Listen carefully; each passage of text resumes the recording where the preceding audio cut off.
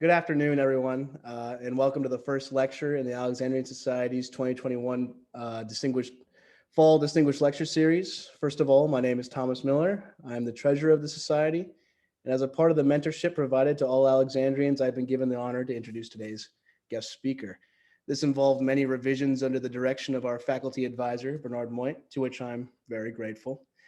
Before I do, however, I would just like to say a few words about the Society itself and our mission here at VCU. The Alexandrian Society is one of VCU's oldest and most well-regarded organizations. The Society is open to all students, regardless of specialization, and is dedicated to promoting academic excellence and historical scholarship. Under the direction of faculty advisor and mentor Dr. Bernard Moit since 2002, the Alexandrians have broadened their horizons of influence and prestige by promoting or providing students opportunities for personal success, for networking with scholars, former Alexandrians, as well as organizations in and outside of the university. This semester marks the Society's first time working together in person since the COVID-19 lockdown. We meet every Wednesday at 8 a.m. in the Department of History at 811 South Cathedral Place. And if anyone is interested in joining, I would highly encourage you to send an email to our president, Benjamin Wojcicki. We will put his contact information in the chat below. By hosting distinguished scholars with cutting edge research, we at the Alexandrian Society hope to elevate the awareness among students at VCU about the importance of critical thinking, critical analysis, historical consciousness, and the interconnectedness of modern history and its historical roots. This is particularly important at a time when issues of slavery and its aftermath, critical race theory, racial injustice, and inequity are being hotly debated.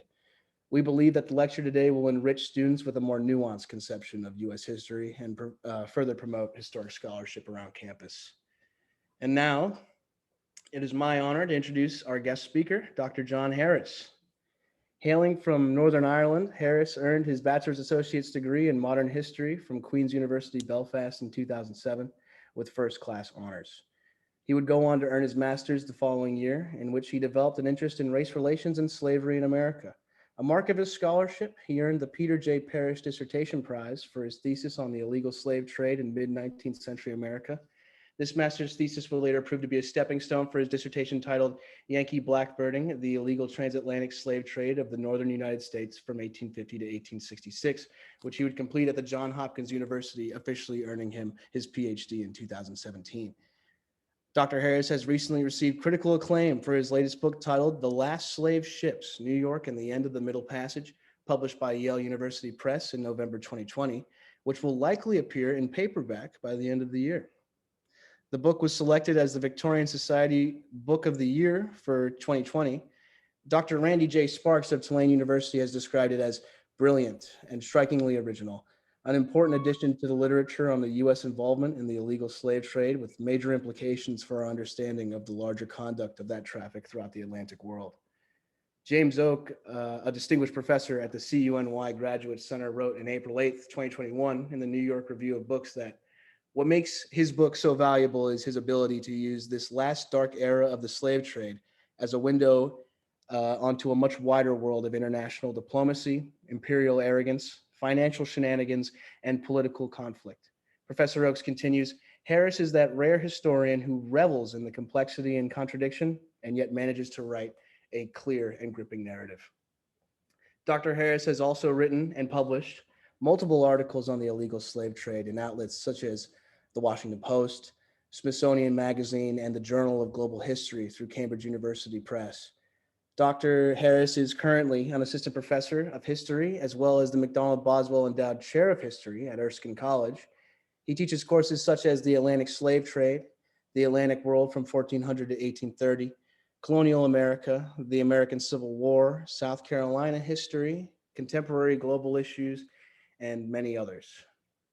He is also the recipient of various fellowships and awards. Just to name a few, Dr. Harris has received the Stooks Research Fellowship through Erskine College in 2018, the Hope Franklin Research Center Fellowship through Duke University in 2019, and the Yountz Excellence in Teaching Award through Erskine College in 2020.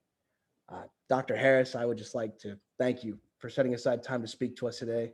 We're really looking forward to your lecture titled, Why Did the Atlantic Slave Trade Survive All the Way Up to the American Civil War? And you may begin whenever you're ready. Okay, thank you very much, Thomas, and everyone else. That's a really generous introduction. I hardly recognize myself.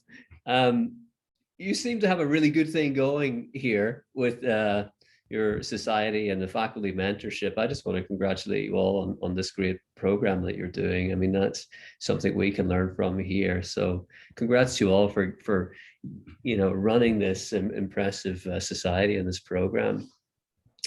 So let me see if I can share my screen here.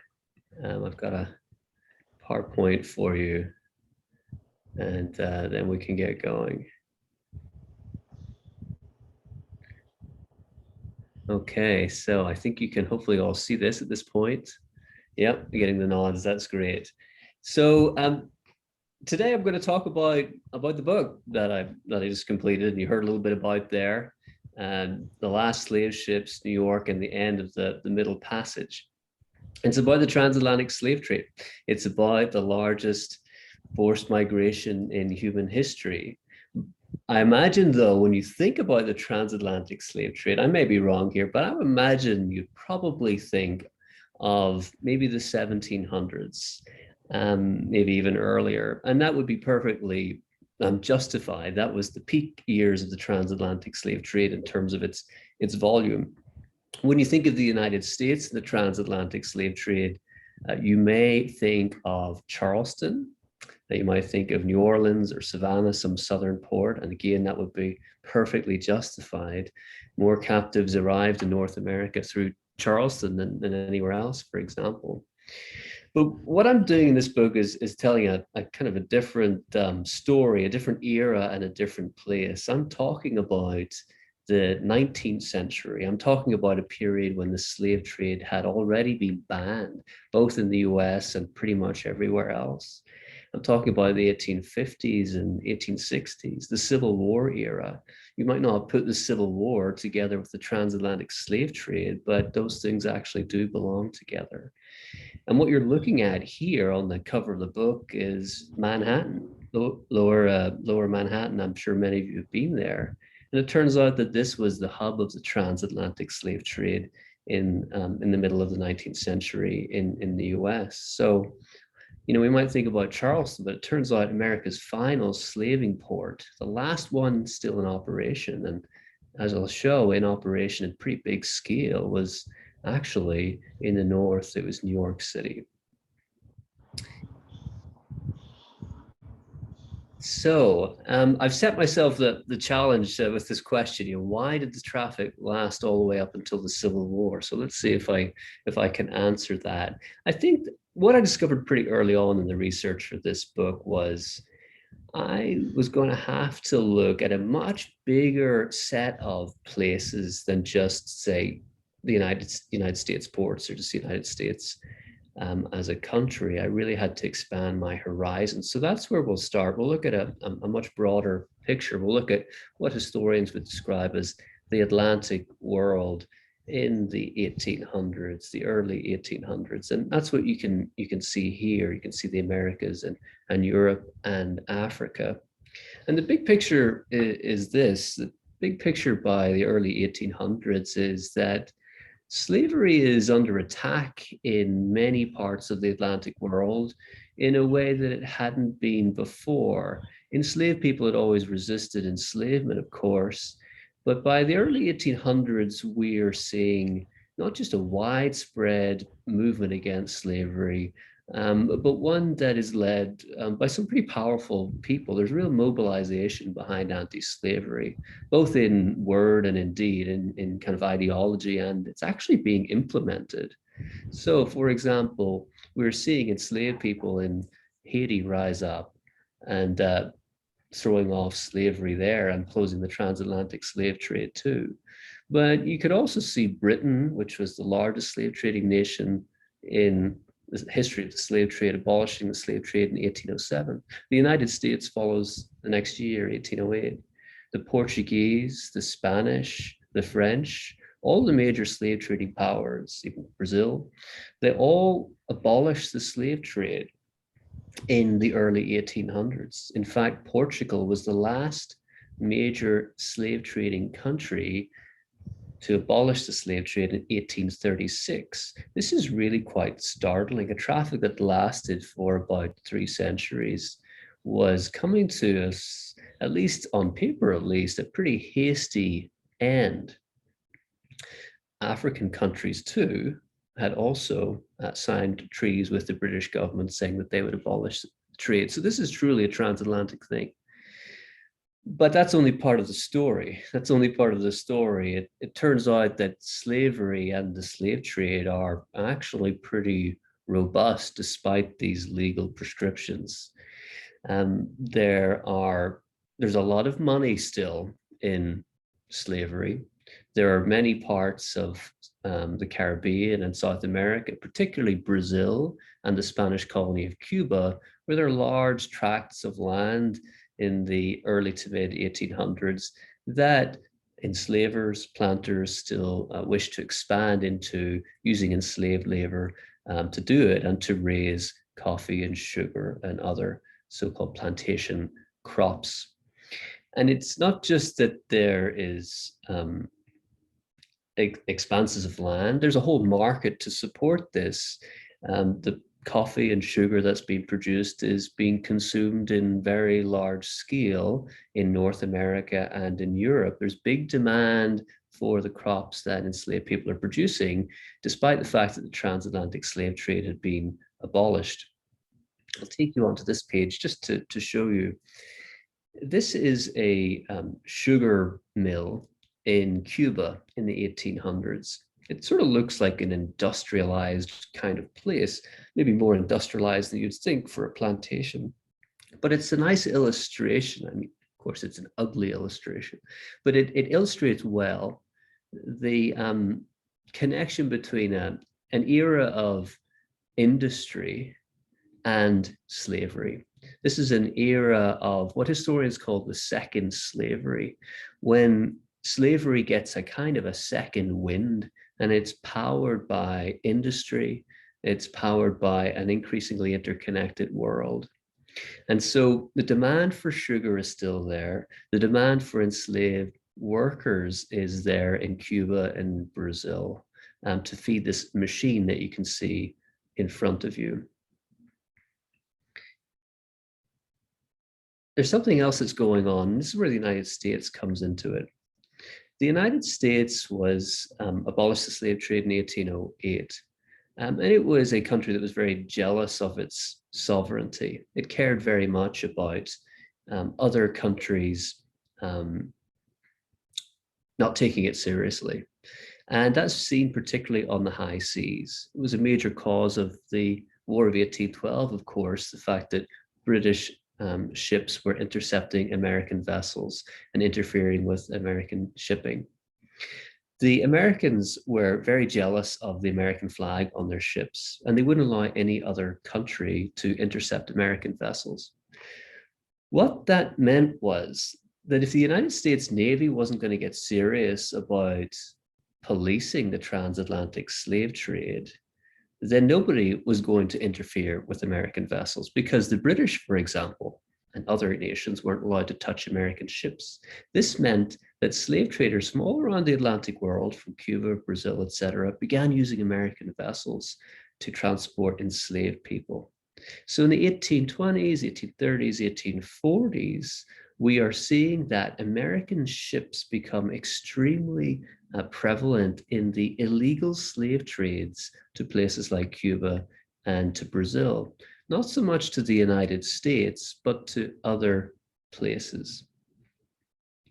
Now, this is going to be important in 1850. And in a way, this is where the story of my book really begins. So at this point in 1850, American ships are being used in the illegal transatlantic slave trade to Brazil and to Cuba, where the traffic is still going on in very large scale. Some years, 50, 60, 70,000 men, women, and children are smuggled in to Cuba and to Brazil to those coffee and sugar plantations, often on American ships. But not many of those ships are going to the United States. And most of the ships are actually purchased in places like Rio and Havana. So in a way, the illegal slave trade doesn't touch the United States directly. All of that's going to change in 1850 when the slave trade comes to the United States ports, and particularly to New York. And here's why it happens. In 1850, Brazil finally shuts down the illegal slave trade to its shores. It had banned the slave trade in 1830, but it continued in very large scale in the 1830s and 1840s. In 1850, Brazil finally said, no, we're going to get serious about suppressing the illegal slave trade. And they did. What that meant was that traffic was shut down in ports like Rio de Janeiro. And Brazilian slave traders had to decide what they were going to do. Are they going to just stop slave trading and enter some other line of business? That's what most of them did. Or were they going to try to continue this illegal slave trade to some other place? And about a dozen slave traders from Brazil, and some of them came from Africa as well, where Brazil was closely tied to, Angola in particular. And they decided they were going to break into the illegal slave trade to the island of Cuba. But they weren't going to go to Cuba to do it. Instead, they were going to go to the United States. And this is where they came to New York City. So this is a group of about a dozen immigrants to the United States, Portuguese speaking, coming from Brazil or the Portuguese colony of Angola in Africa. And they filter into lower Manhattan. Now, we already talked about why the United States was attractive for slave trading, and that was largely to do with the American flag. Now look at New York here. This is a watercolor image from the 1850s.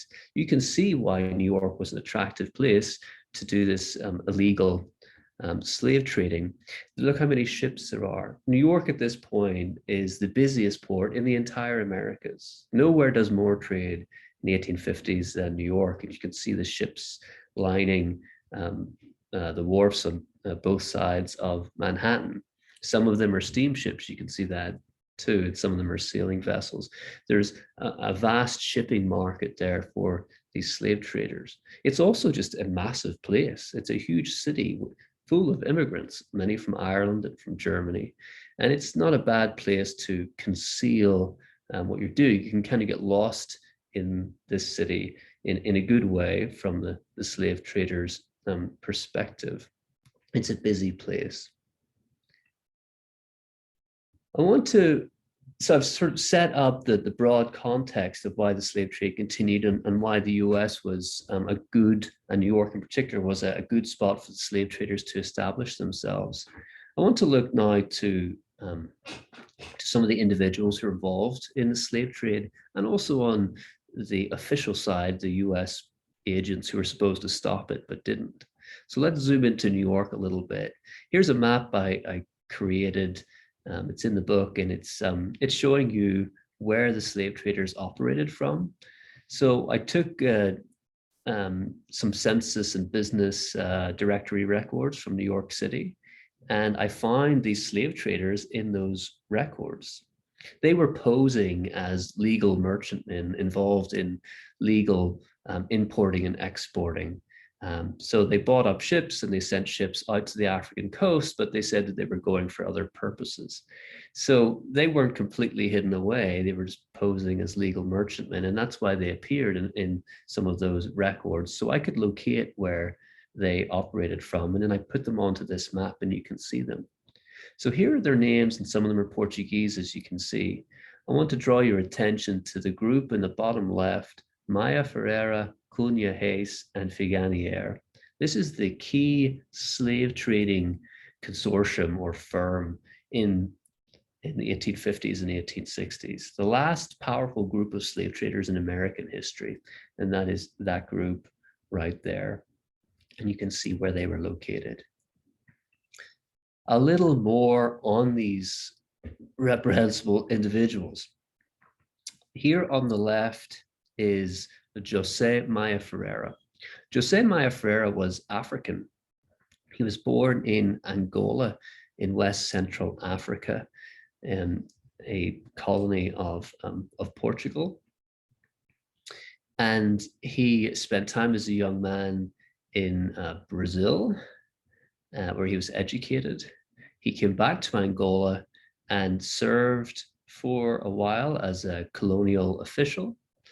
And in the early 1850s, he decided to move to New York to get involved in the transatlantic slave trade. And you can see the networks at play. He knew Angola and the slave trading community there pretty well.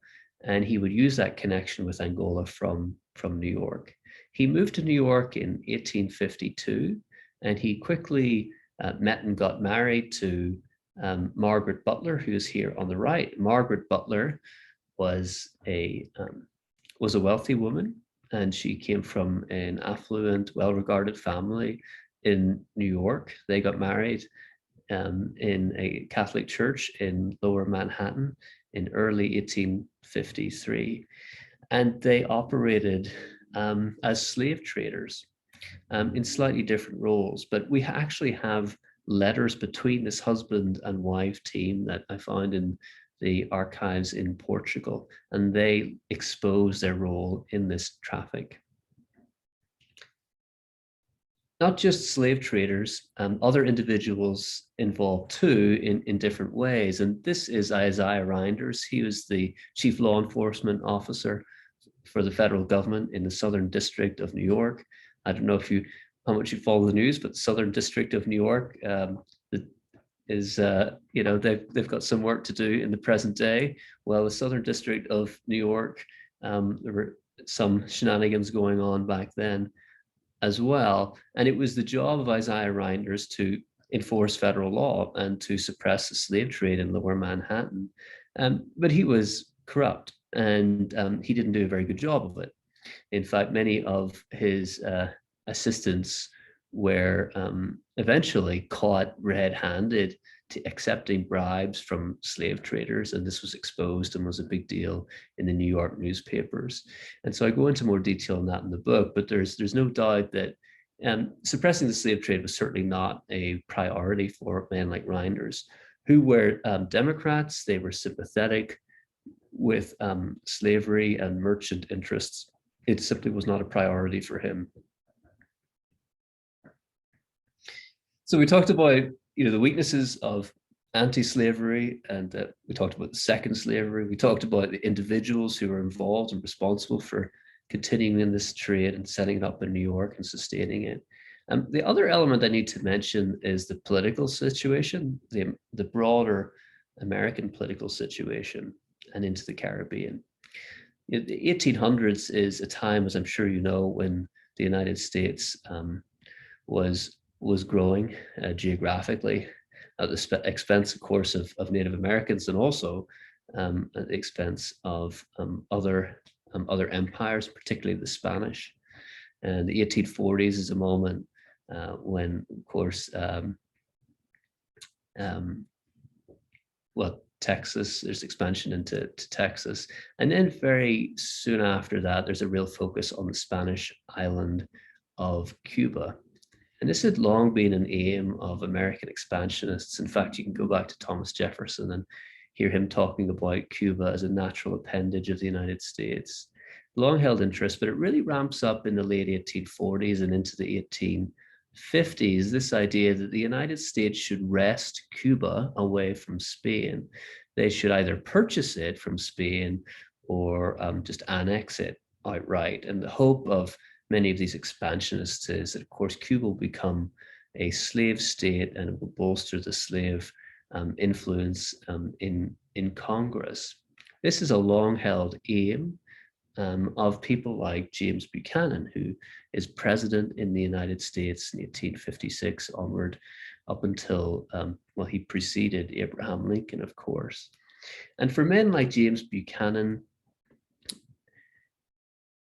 adding Cuba to the Union is a priority, and he talked about it very openly in his annual State of the Union addresses, and that he wanted to add Cuba to the United States by purchase or by other means. Now, how does this connect to the slave trade? Well, it connects very closely, and this is one of the major arguments of the book. I'm arguing that James Buchanan did not think that the transatlantic slave trade was the fault of the United States. Instead, he blamed it on Spain. Now, James Buchanan was no fan of the transatlantic slave trade. He wanted to stop it, he said. But the only way to stop it, he claimed, was for the United States to acquire Cuba.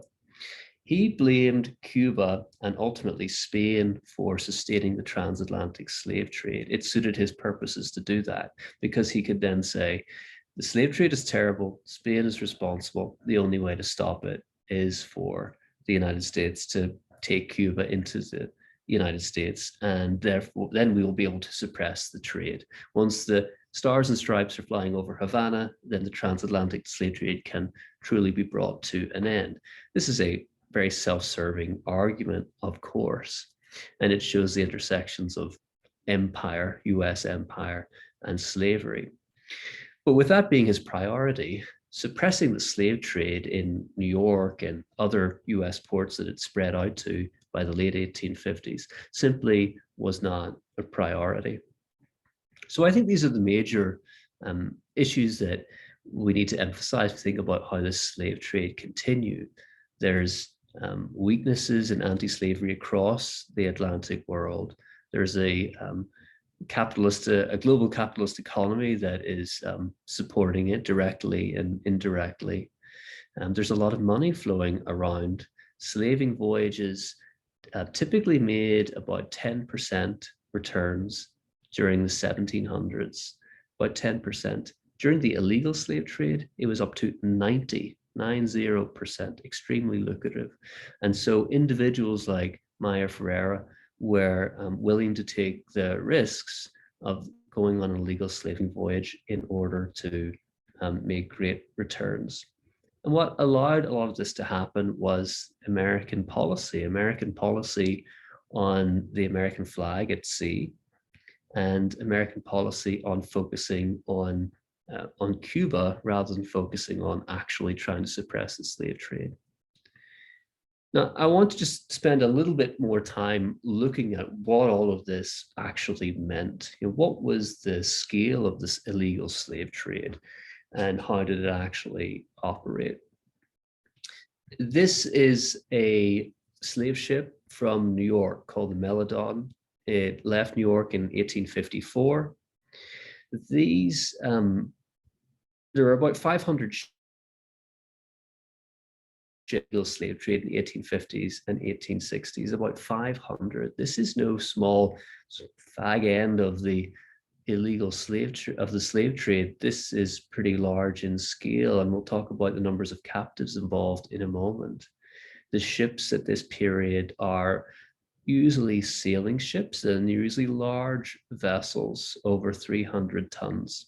This is an unusual one in that it was captured by the British. I'd said that the British weren't supposed to be capturing American vessels, but in some cases they did, usually causing trouble with the American State Department. This is one that they captured, and that's why we have a watercolor sketch of it. This is taken off the African coast by a British naval officer. But as I mentioned earlier, this is also an industrial era. I'm sure whenever you think about a slave ship, you don't think about enslaved people being on a steamship, but that actually happened, and it happened in this era, in the 1850s and 1860s. There are about 8 steamships that I found that were slave ships during the 1850s and 1860s, and this is one of them, the Knock d'Aqui. I describe it in the book. It's flying the Spanish flag here. It's a steamship, and it shows us how this is the era of industry. These are big vessels. They're traveling across the Atlantic quicker than we had seen in previous decades. There are up to 1,000 people. In one case, in fact, there was 1,200 people who were aboard the slave ship, enslaved people, men, women, and children. 1,200 people. This is far, far beyond the average in the slave trade, which is usually about 300 if you took it across the 3.5 centuries. So we're talking about very large vessels and huge numbers of captives. I mean, a horrible floating prison with large mortality, as we'll talk about in a second. This is what a slave ship would have looked like had it been captured, and this one actually was captured off the African coast. A New York slave ship called the Isla de Cuba was actually Maya Ferreira's organization that sent this vessel out to the African coast. When it was captured, and this was before captives got on board, this is what the British found. It's a little hard to make out maybe, but you can see some barrels there. You can see some planking on the left and right of the vessel, to use my non-nautical terms. And you can see 4 seas in the middle, okay? So when slave ships typically went to the African coast when the trade was legal, they would spend months there, sometimes up to a year, bartering goods for enslaved people, and it would take a long time. That would not work in the illegal slave trade when the British are patrolling the African coast. British naval vessels are patrolling the African coast, trying to disrupt the American vessels.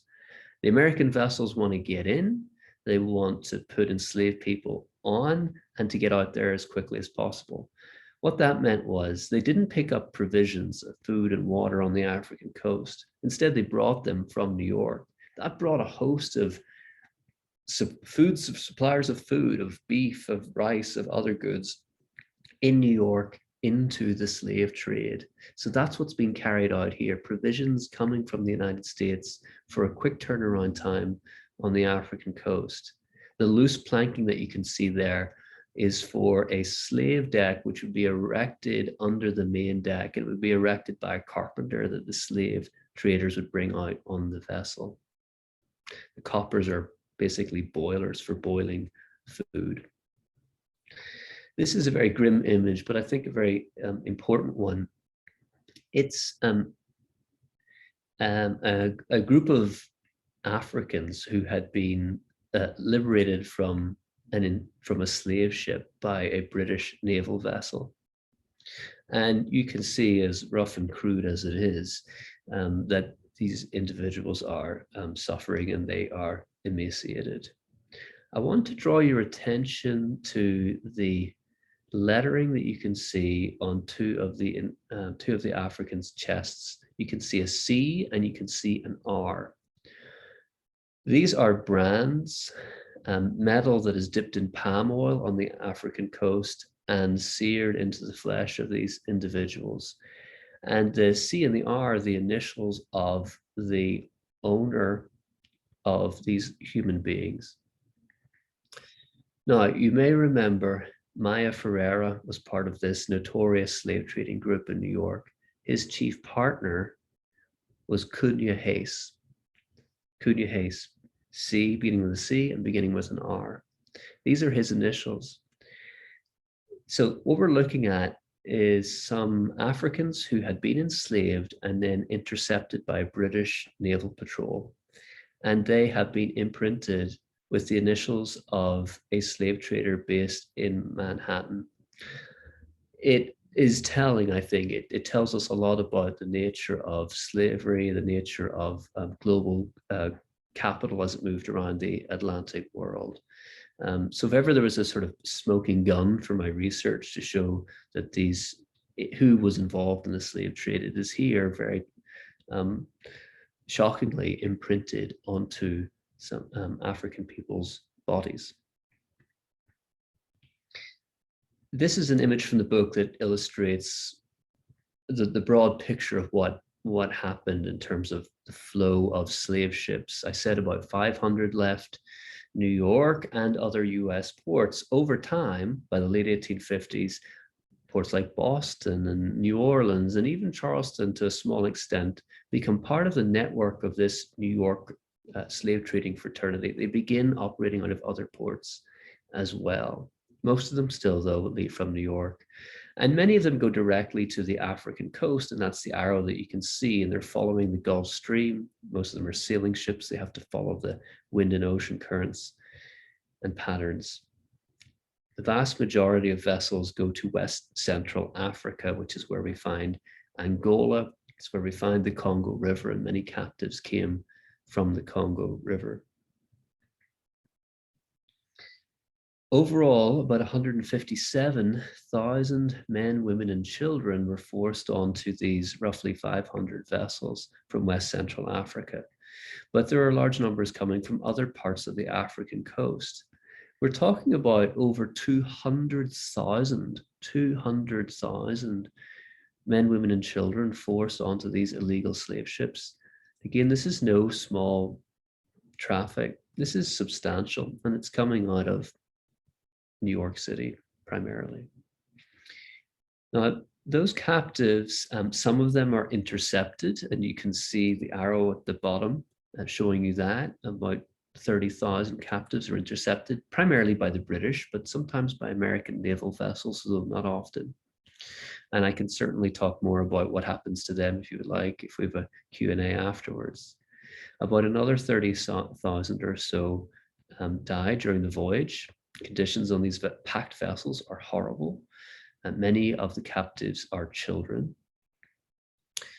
The vast majority of vessels and captives end up in the Spanish colony of Cuba, and end up working in the deadly sugar fields of that island. I will just point out, though, that there are a couple of vessels that come into the United States, come into the American South. One of them is called the Wanderer and arrives in Georgia in 1859.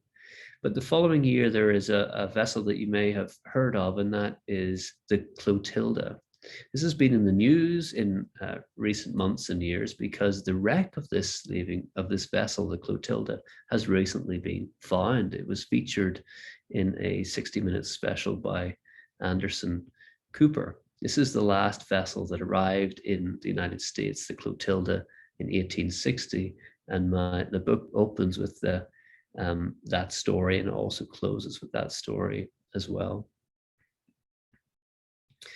Now, to bring things to a close and to bring this ugly story of the illegal slave trade to a close, we need to look at the American political scene and to Abraham Lincoln. Abraham Lincoln won the election of 1860 and became president a few months later.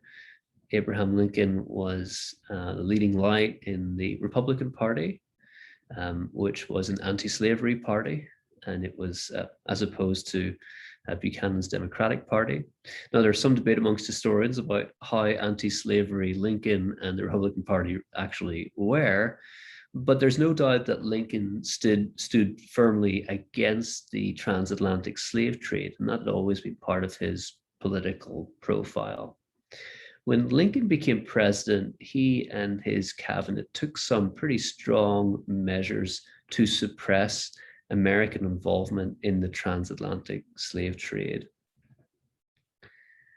One of the things that he did was to clear out some of those corrupt individuals, some of those federal marshals, like Isaiah Reinders, and put his own men in who he trusted, and they should have been trusted. They did a good job. He also signed a treaty that was later ratified by the US Senate in 1862 called the Lyons-Seward Treaty, which permitted British naval vessels to police the American flag, to stop American ships, to make sure that they weren't carrying enslaved people. This was a radical departure from American policy, and it was a bold move, and it had a big role in driving slave traders out of New York and ending the slave trade from the United States. But maybe even more important was the final thing, and that is the execution of Nathaniel Gordon, and that is Gordon there in the illustration who's been strung up. Gordon was a slave ship captain born in Maine. He captained at least 4 illegal slaving voyages in the 1840s and 1850s. In 1860, his ship, the Erie, was captured by US Naval Patrol on the Congo River. Pretty rare for the US to intercept one of their own ships, but they did. And Gordon was sent back to the US. Now, there had been trials for slave traders in the 1850s. There'd been trials for slave traders before, and but none of them had come to anything. Usually the juries didn't convict. In some notorious cases, the slave traders actually escaped from jail. Again, those corrupt officials weren't helping, or they were helping the slave traders. So justice had been denied, despite the fact that the laws on the books were pretty stringent. The federal law of 1820 and anti-slave trade law of 1850 said that if you were convicted for slave trading, you ought to be executed. That sentence had just never been carried out for the, some of the reasons that I had mentioned. But Gordon was tried during the Civil War, and the jury found him guilty. And now it was up to Lincoln to decide whether he was going to commute the sentence, whether he was going to have the sentence take place or not. And Lincoln was deluged with pleas from Gordon's wife, pleas from 10,000 New Yorkers. Many New Yorkers really, were pretty sympathetic towards Gordon, shocking as that is. They were sympathetic to him. But in the end, Lincoln said no. Lincoln said the sentence must stand, and the hanging must be carried out. And it was carried out in February 1862. The New York newspapers called this the thunderclap. This was the moment when the slave traders really panicked and they left town. They got up and they left. And many of these slave traders who had come to New York in the early 1850s, as they had come in, they filtered out about 10 years later. And some of them tried to keep the slave trade going in other countries. Some went to Cuba, some went to Spain and to Portugal. But the slave trade could not survive without the support of the United States. It couldn't survive without the American flag. All other countries allowed the British to intercept their ships. The United States had been the last holdout. And now the United States, under the Lion-Seward Treaty, was permitting the British to intercept American vessels too. There was nowhere left to turn. And so the slave trade really petered out after Lincoln made serious moves against it. The last slave ship entered Cuba in 1866. And after 3.5 centuries, the slave trade finally came to an end. So you can see how the United States really helped sustain the slave trade in its latter years. But when its support was pooled, then the slave trade really began to fall away. I just want to end by making a note about these documents on the left and the photograph on the right. You remember C.R. Cunha Hayes, and you can see his name here, Manuel Basilio de Cunha Hayes. Here he is applying for a passport. Cunha Hayes was one of these individuals who got out of the United States as the net tightened. But he came back to the United States. And much as Confederates in the South were offered forgiveness for their sins after the Civil War, so illegal slave traders, a blind eye was really turned to their transgressions too. And Cunha Hayes, as you can see here, came back into the United States. He brought his wife, he brought his kids, and they lived for some time in New York, the very scene of the crime. There was, aside from Gordon, really very little justice carried out. On the right of your screen, you have Casola. And Casola was one of the Africans who arrived in Alabama aboard the Clotilda in 1860. And if you want to know more about him, you can not just read my book, but you can read a book called Barracoon, which is where Zora Neale Hurston went down to Alabama in the 1820s and interviewed him, and he described his life story and what it was like to be caught up in the illegal slave trade. He lived all the way to the 1930s, all the way through emancipation and the Jim Crow era, lived up until the Depression. It's a reminder of how this history is not that long in our collective rear view mirror. He lives and saw the Depression in the 1930s. So I think we'll leave it there, and hopefully you have some questions for me. I'd love to field them if we can.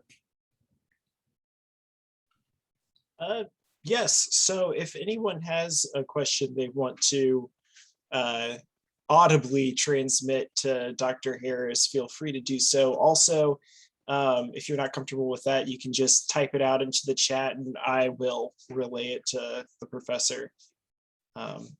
Thank you, by the way, for coming and doing this with us today. Very welcome.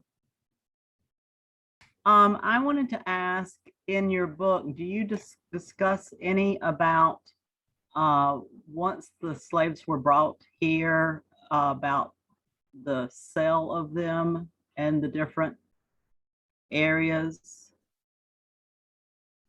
like the auctioning and that sort of thing? Yes, I do.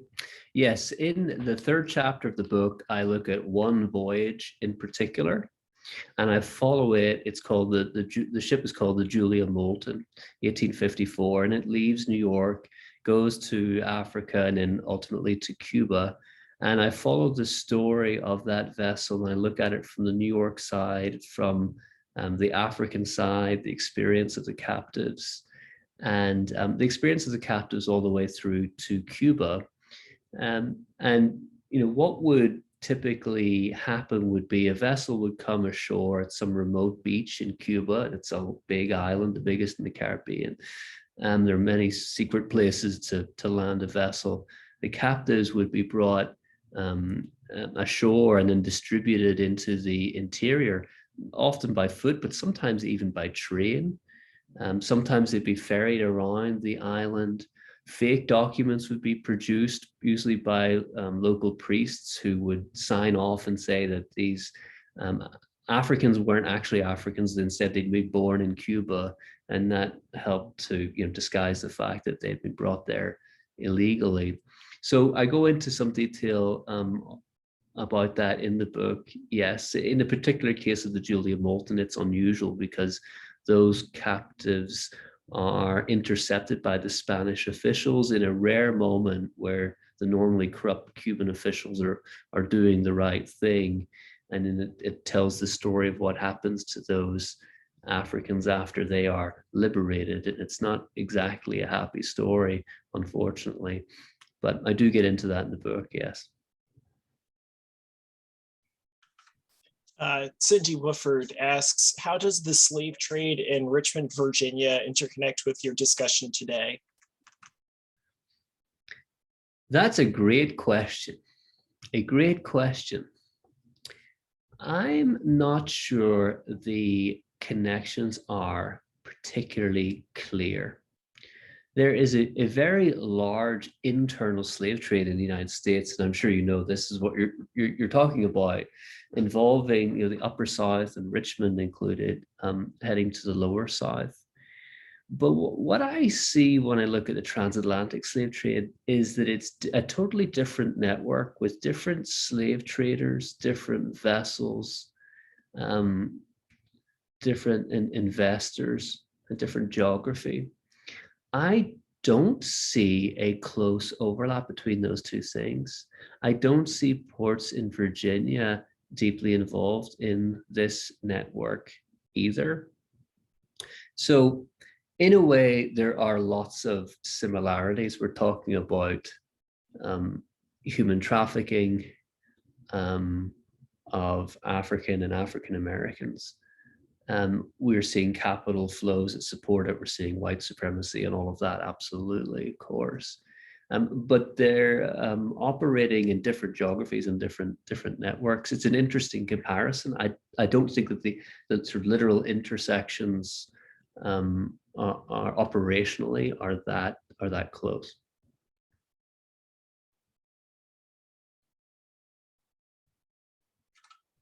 Thank you. So Susan Lastly asks, were any of those slaves trafficked to Cuba and Brazil later moved to the United States? Yeah, that's a very interesting question.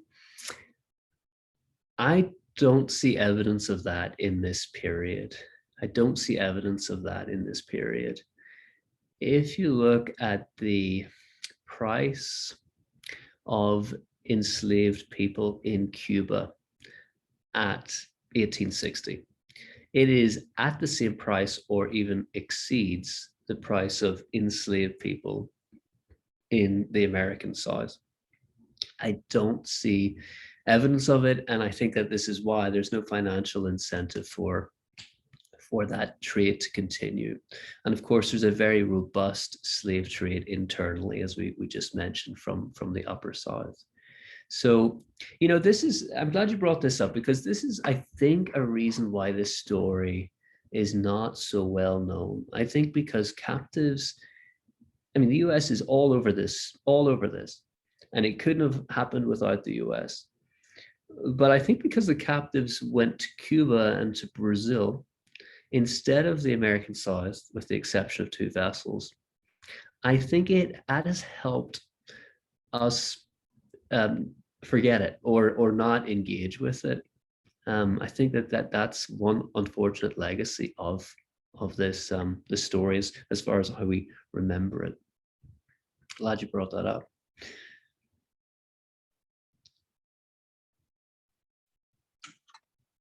Right. Renee asks, how were they able to get so many slaves in a shorter amount of time? Yeah, that's important, Renee. Thanks for bringing that up. I think we're if I'm understanding correctly, we're talking about the African coast here. This is where Maya Ferreira's connections with Africa are really important. Both he and Cunha Hayes had lived in Angola, and in fact, Cunha Hayes had been a slave trader there for many years. He still owned, according to the sources, these ugly sort of what the sources describe as depots or barracoons, basically jails for enslaved people on the African coast, even while he lived in New York. What these close connections between New York and Angola meant was that they could coordinate. The network was already built, and they could coordinate the captives being ready to be put on the ship in time for the vessel to come. And so in the book, I give some examples of this. I mean, a slave trader in New York writing to a slave trader in Angola saying, I'm coming, the vessel's coming in April, and it can carry 600 people. No, it's interesting that because they're committing this crime, they don't use people, they use these ugly creative metaphors for people, packages, things like that. But it's clear what they're talking about. And they tell them when they're going to arrive and the specific geographic coordinates when they're going to arrive. And the expectation is that their contacts on the African coast will have the people ready for, to be forced aboard these vessels when they arrive. So I'm arguing it's a much more tightly connected slave trading network than in previous centuries, and it's by necessity. It's because it's illegal. One last thing, they're also investing together. So investors in New York, Cuba, and Africa are investing on individual voyages all at once. Now that didn't happen before in previous eras, but here they're all trying to get each other to buy in to a particular voyage to ensure its success. So at each corner of the traffic will pay off the people, the local law enforcement, etc. And it worked to very brutal effect.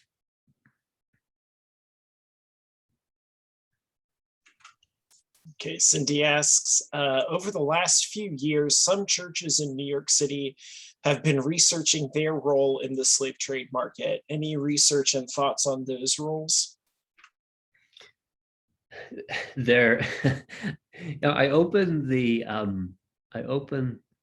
second chapter with a church in Lower Manhattan, and the New York Herald is reporting on a church in Lower Manhattan, which it describes as well-heeled, and it says that that the congregation is deeply involved in the slave trade. Now, I think that was I'm not really sure it was based on evidence that particular newspaper article, what I see is that the primary investors are the immigrants from Brazil and from Angola and some from Portugal as well. So I'm not sure that any church members are the leading figures in the illegal Atlantic slave trade.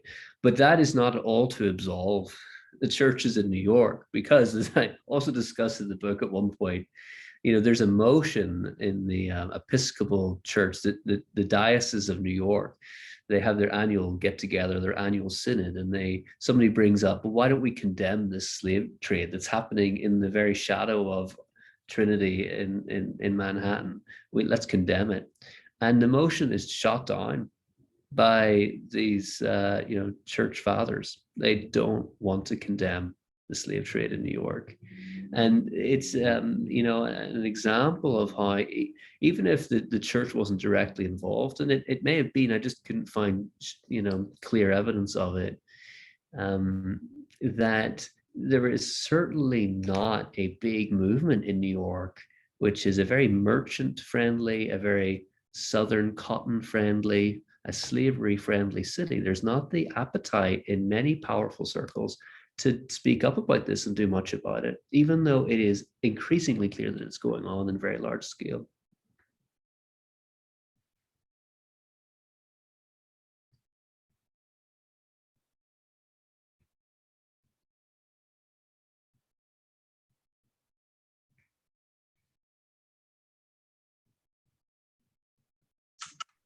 Does anybody else have any questions for Dr. Harris?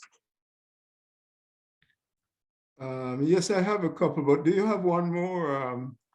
I think I see one more in the chat. What do you want to? Yeah, I just saw you want me to read that one first? Yeah, and Professor? then I'll go after. Okay, sounds good. D. Shirley asks, I have heard a great deal about Lincoln ending slavery, but have never been as clear about the specific political actions he took to suppress slavery. Did his actions with Nathaniel Gordon lead to his ultimate assassination, or was it one final attempt to save slavery as an institution? I would say that his actions to end the slave trade have been completely overshadowed by the question of slavery in the United States and his actions to end that. I mean, it's probably, if I had to put it in percentage terms, I'd say 99% of the scholarship is on that latter question. And this, I think, has been really sort of forgotten. And I think it ought not to be whenever we think about the scale of the traffic that I've laid out here. I wouldn't say that this was a particular concern for John Wilkes Booth, or in fact, it's not a major concern for the Confederacy as a whole. When the Confederacy was created and it created its own constitution, one of the things that it did was to ban the slave trade, which might seem counterintuitive and maybe even extraordinary. But the transatlantic slave trade was actually a controversial issue, even in the American South. And it was only radicals in the South, pro-slavery radicals, who suggested reopening the traffic. And you can see, of course, on that map that only a couple of vessels actually came in there. It's a divisive issue in the South. The Confederacy is concerned about holding itself together, holding white people together effectively. And this is a controversial issue even amongst whites. I mean, that's not to say that there was lots of anti-slavery, but there was concern about reopening the slave trade. And so that's a little bit of a tangent, but I would say that, it's an important part of Lincoln's anti-slavery legacy. I think it's been largely forgotten. The slave trade was not a major concern for the Confederacy.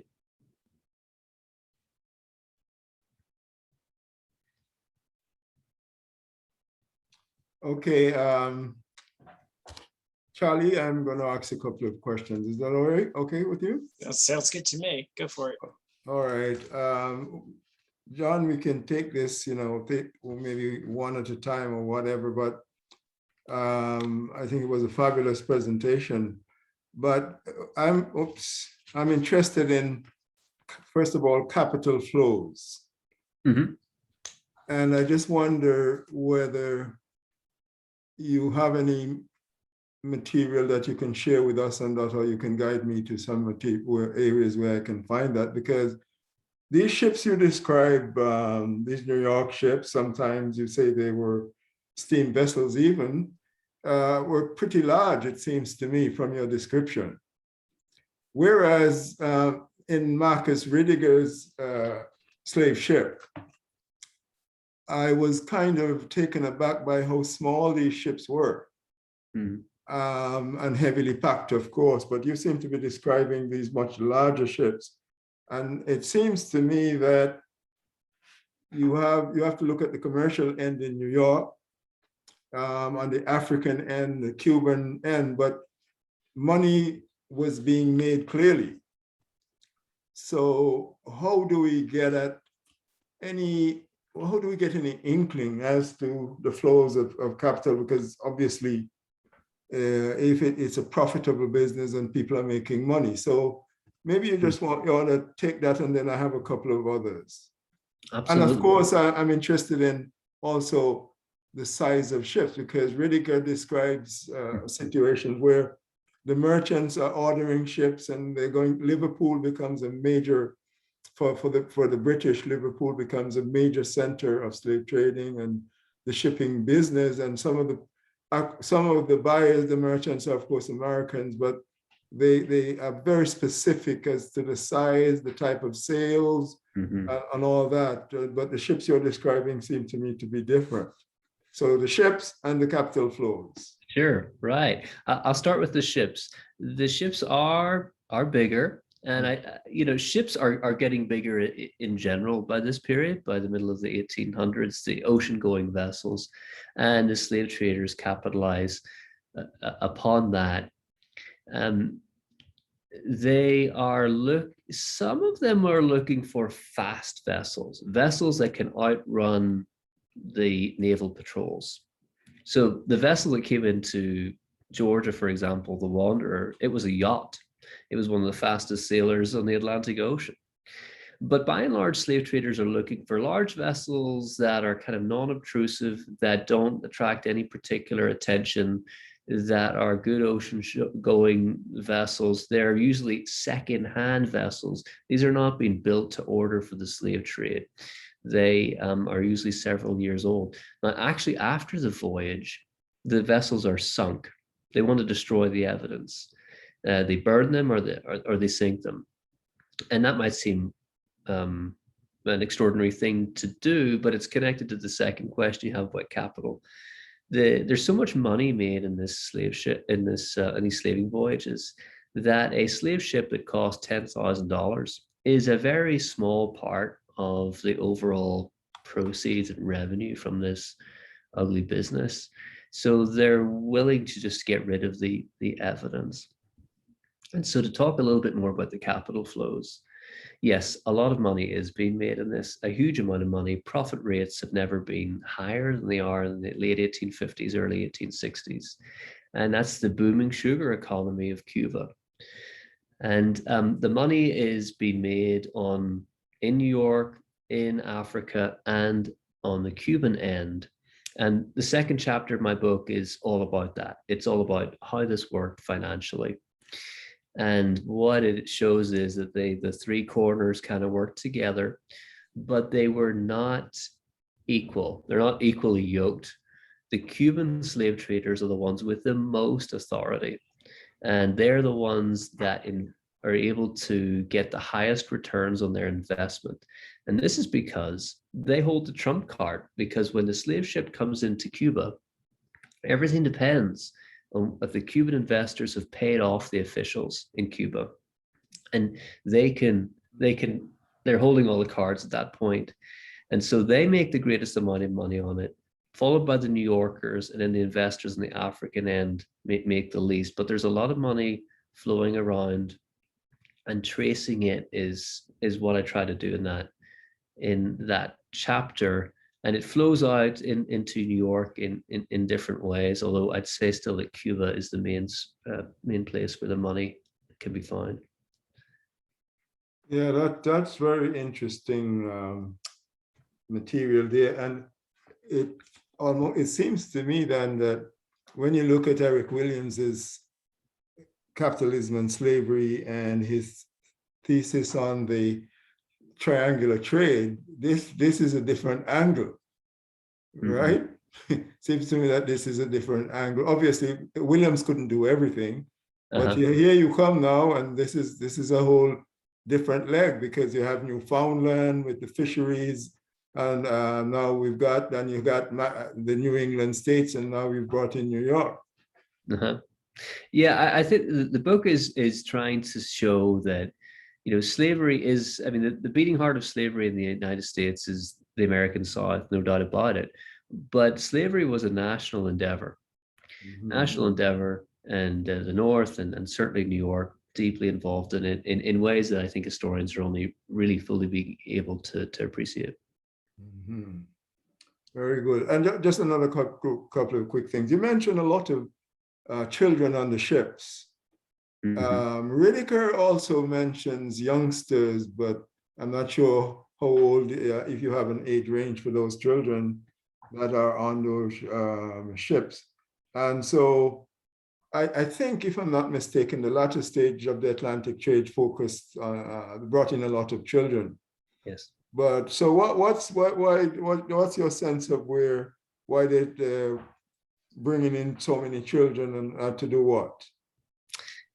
Yeah, I talk about this a bit. I think that it has to do with slave traders seeking to pack as many people onto the ship as possible, while at the same time not having to be too concerned about uprisings on the vessel.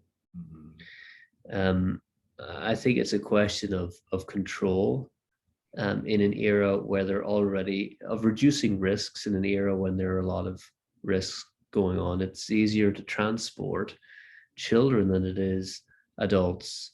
That's my take on it. And, you know, at first I thought that maybe there was an African explanation for it.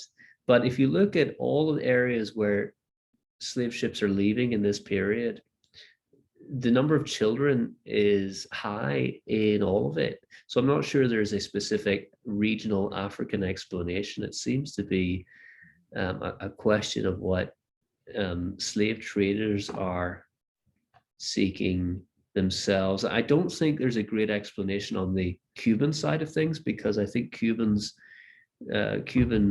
planters are seeking people who can go right into work immediately. So I don't think they're looking for children in particular. I think it's the slave traders themselves are arranging this and seeking out children, which is just another very dark aspect of this, but it's effectively child trafficking is what we're talking about in the mid-19th century. That's a hope. So, I mean, we need to investigate that. Quickly, you talked about intercepted vessels. In the later stages, were these intercepted vessels taken to Sierra Leone or what? They were captured by the British, and usually they went to Sierra Leone up until about the 1840s. And at that point, they switched to going to St. Helena in the South Atlantic temporarily, and then Africans are sent to British islands in the Caribbean, and they are there. They serve indentures, and you know, which wasn't too different from slavery. So, you know, in almost every case, whether it's the Americans intercepting slave ships, whether it's the British intercepting slave ships, or the Cubans, very rarely, but sometimes the Cubans intercepted enslaved people, it never works out in there's no happy ending for formerly enslaved people. The British will call them liberated Africans, but in fact, they're being sent across the Atlantic Ocean, thousands of miles from their homes. They're being forced into an indenture, and if they survive that, then you know, they will have freedom. But in a very distant world, it's you know, very different from what they've been used to. So I discussed that in the book. Unfortunately, not as happy a spin as the British would have put on it. That's good. Yeah, I was just talking about that in my class. Some of them ended up in Trinidad and other places, That's and right. it wasn't a good ending, but at all. Mhm. Them in the Caribbean. So last question is, I've been in touch with your publishers, and are we certain that your book is going to be in paperback by the end of the year or early January, say? In January, it is slated for paperback. That's right. But do you have a date? You know, I can't quite remember. I know Amazon has a date listed there. If you look it up there, you can see what the date is. I'm pretty sure it's something like the 20th of January or something like that. Okay, well, hopefully we'll have it.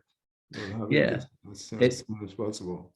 that's great. Yeah, it was published it last November in hardback, and now it's coming out in paperback. Yep. That's a good sign. Yep, it's gone well. Yeah. Yeah. Charlie, any other questions you got? You can take it. I don't believe so. I was trying to find on Amazon. I was trying to look it up, but I can't find a paperback date for it. If nobody has any more questions, I'm going to go ahead and thank you very much, Dr. Harris, for everything that you've done today. And as a few people asked about where they can get a recording of this, and Thomas so helpfully put a YouTube link for the Alexandrian Society or the Department of History's YouTube channel. After this meeting, I'll download it and send it to the proper channels that'll get uploaded onto that YouTube channel in the next few days. Just 1 second here. That has to be with the permission of the author, of the professor. Thank you very much, Dr. Harris, for giving us That's all fine. Yeah. okay. Yeah, that's my mentorship, John. Yeah. Yeah. So if you have any more confirmation of a precise, specific date of the paperback coming out. I found it here on Amazon, January 11th, 2022. It says on it. January 11th. Yeah, because I'm having a class of 125 students in the spring. Right. So well, that would be great. That's why I wanted to know about especially capital flows, because it's a new course. I've never done this before, but I want to look at slavery, race, and what I call global developments. Because I think there's that huge connection that, as you know, in the US right now, everything is slavery. People are talking about slavery. Most of them don't know what they're talking about, but I think it's a good thing that the questions are being asked about slavery. And so, but I don't think we've done enough about. I mean, Eric Williams did his work, but I think it's obviously much broader. The capital flows are much broader. So I'm really interested in seeing how the labor of Black people, not only in the Caribbean, the American South, and just to tie ends together to look at the development that it spurred. So it's not only Liverpool, Bristol, all those societies. So that's what I want to look at in this class. Well, I would modestly say that it would meet the bill. But thank you all very much. I really appreciate this opportunity, and I really do think you've got a great thing going here. So well done to you all.